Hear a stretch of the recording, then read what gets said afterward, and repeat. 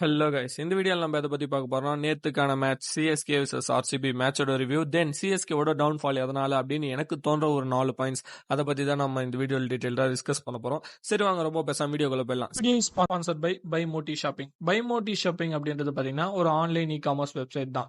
எப்படி உங்கள் வீட்டுக்கு தேவைப்படுற house hold things, grocery items, இந்த மாதிரி பொருட்கள்லாம் அமேசான், ஃப்ளிப்கார்ட் இந்த மாதிரி வெப்சைட்ஸில் பர்ச்சேஸ் பண்ணுறீங்களோ அதை விட கம்பேரிட்டிவ்லி கம்மியான ப்ரைஸ்லேயே பார்த்தீங்கன்னா உங்களால் பைமோட்டி ஷாப்பிங்கில் பர்ச்சேஸ் பண்ணிக்க முடியும்.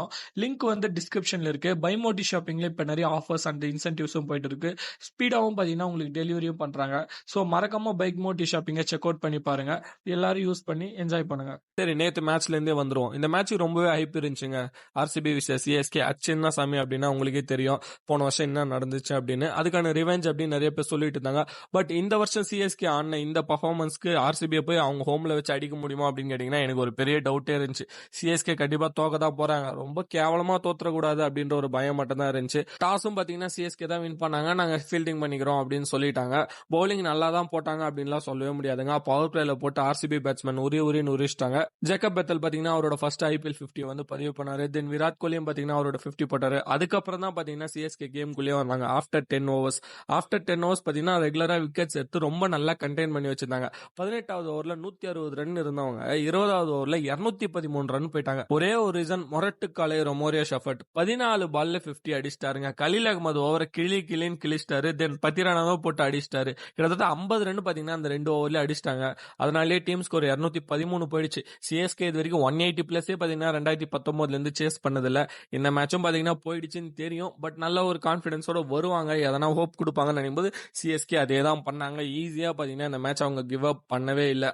AYUSH Mhatre the future for CSK அப்படின்னு சொல்லாங்க. 94 ரன்ஸ், கிட்டத்தட்ட செஞ்சுரியை மிஸ் பண்ணாரு. அவர் 94ல இருக்கும்போது பாத்தீங்கன்னா தூக்கி அடிக்க பார்த்து 6 அடிக்க தான் ட்ரை பண்ணாரு, தவிர டாட் ஆட ட்ரை பண்ணவே இல்லை. அந்த ஒரு இன்டென்ட் பாத்தீங்கன்னா எனக்கு ரொம்ப ரொம்ப பிடிச்சிருந்துச்சு. தென் ரவீந்திர ஜடேஜா, ஏன்பா அவர் 2 டவுன் அனுப்புறீங்க, அவர் ரொம்ப ஸ்லோ பண்றாரு மேட்ச்னு சொல்லும்போது இன்னைக்கு எல்லா ஹேட்டர்ஸுக்கும் பாத்தீங்கன்னா ஒரு பதிலடின்னு சொல்லலாம். நான் யாரு, என்னால் என்ன பண்ண முடியும்னு காமிச்சாரு. பட் அவரால் பினிஷ் பண்ணி கொடுக்க முடியல. அதுதான் பாத்தீங்கன்னா ஒரு சோகமே. கடைசியா தோனியும் ஜடேஜாவும் கொஞ்சம் ஸ்லோ டவுன் ஆன மாதிரி இருந்துச்சு. அங்கதான் மேட்ச் போச்சு. கடைசியில 2 ரன் வித்தியாசத்துல ஆர்சிபி இந்த மேட்ச் ஜெயிச்சிட்டாங்க. எனக்கு தெரிஞ்ச ஒரு சூப்பரான மேட்ச், ரொம்ப நாள் கழிச்சு ஒரு நல்ல மேட்ச் பார்த்த மாதிரி இருந்துச்சு. ரொம்ப இன்ட்ரெஸ்டிங்கான மேட்ச். நீங்க இந்த மேட்ச் பார்த்திருந்தீங்கன்னா உங்களோட கருத்துக்கள் என்ன?